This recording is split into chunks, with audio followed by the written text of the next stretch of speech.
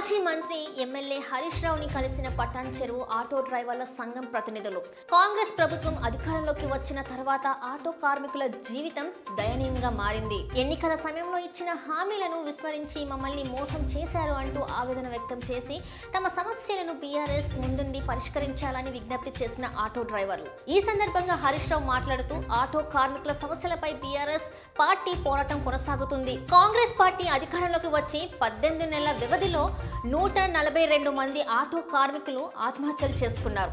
ఇవి ముమ్మాటికి కాంగ్రెస్ ప్రభుత్వ హత్యలే. ఎన్నికల ముందు ఏడాదికి 12,000 వృత్తి ఇస్తామని హామీ ఇచ్చి మోసం చేశారు.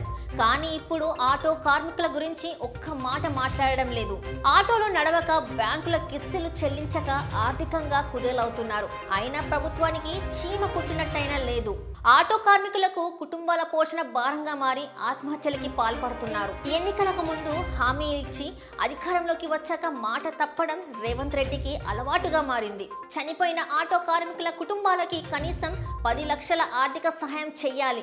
2 ఏళ్లుగా ఒక్కో కార్మికుడికి బాకీ పడ్డ 24,000ను ప్రభుత్వం వెంటనే చెల్లించాలని డిమాండ్ చేస్తున్నారు హరీష్ రావు.